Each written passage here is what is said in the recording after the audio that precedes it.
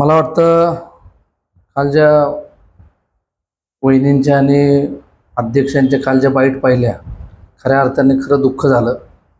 भारतीय जनता पार्टीमध्ये प्रथम राष्ट्र, नंतर पक्ष आणि मग स्वतः, त्या अर्थाने हा जो ग्रहकल चालू आहे, एक खऱ्या अर्थाने पक्षासाठी एक आणि कार्यकर्त्यांना एक चुकीचा संदेश देणारा आहे. येणाऱ्या काळामध्ये पक्षाचं मजबूतीकरण करायचं असेल तर पक्षाची एका बाजूने चांगल्या प्रकारे वाटचाल झाली पाहिजे.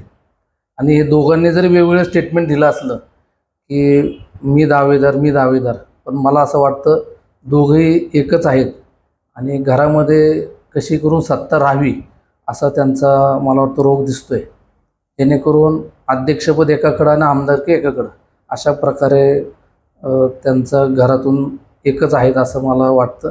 एक प्रकारे ते घराणेशाहीचे जो नरेंद्र मोदींनी घराणेशाहीला जो विरोध दिला आहे आणि त्या प्रकारे यांचं दोघांचं सहमत असेल आणि दोघं एकच आहेत असं मला वाटतं.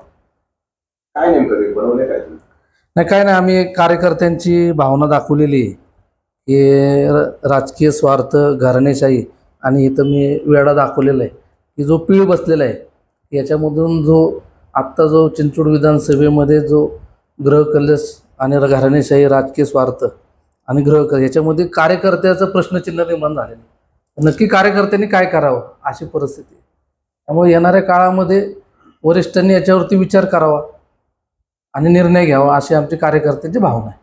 या दोघांनाही उमेदवारी देऊ नये अशी? त्या दोघांना देऊ नये असं नाही, पक्ष निर्णय घेतील. अनेक पर्याय पक्षासाठी उपलब्ध आहे.